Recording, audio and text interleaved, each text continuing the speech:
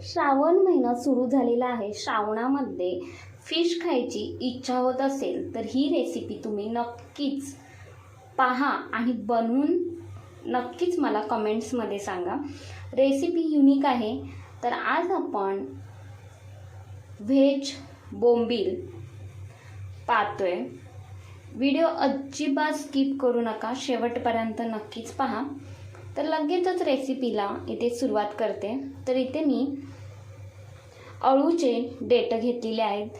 तर अळू कोणते, तर इथे मी जे आपण अळूचे फतफते बनवण्यासाठी अळू घेतो त्याचे देठ इथे मी घेतलेले आहेत. तर देठ घेताना तुम्ही जाड घ्या किंवा बारीक घ्या, कोणते तुम्हाला मिळतील तसे तुम्ही इथे देठ घेऊ शकता.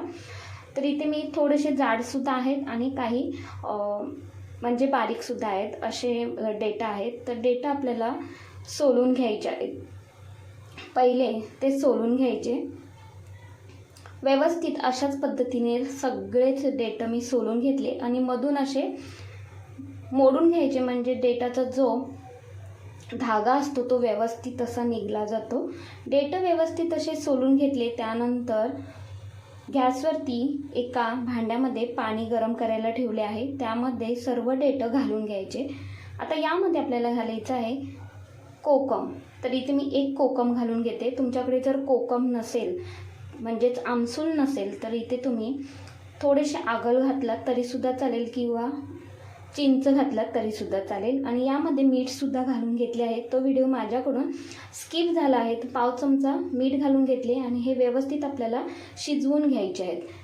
जास्तसुद्धा शिजवून घ्यायचे नाही आहेत, नाहीतर ते देठ आपण जेव्हा फ्राय करू तेव्हा ते तुटले जातात. त्यामुळे जास्त शिजवून घ्यायचे नाही. तर फोर्कच्या साहाय्याने मी दाखवते तुम्हाला देठ शिजले आहेत का.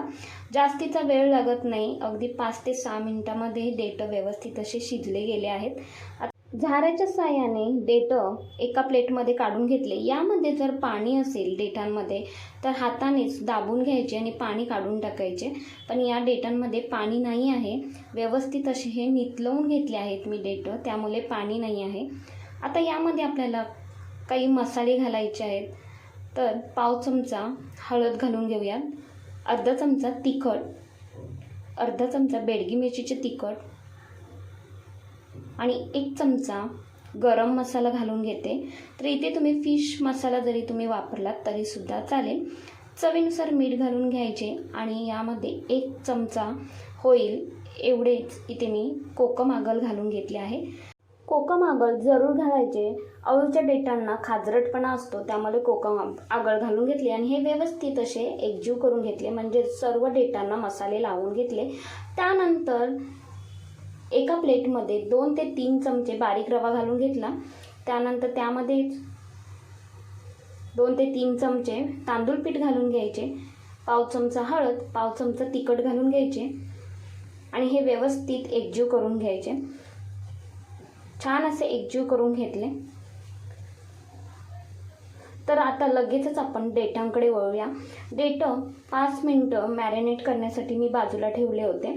जास्त वेळ मॅरिनेट करण्यासाठी ठेवायची गरज लागत नाही. आता हे देठ आपण कसे फ्राय करणार आहोत ते तुम्हाला दाखवते. अगदी बोंबीलसारखेच हे देठ दिसत आहेत, इथे पाहताय तुम्ही. तर 3 ते 4 देठ असे एका साईडला असे घ्यायचे, एकावर एक नाही तर एकामेकाला असे जॉईन करून घ्यायचे आणि ते रव्यामध्ये घोलवून घ्यायचे. जसे आपण बोंबील फ्राय करतो तसेच हे फ्राय करून घ्यायचे आहेत.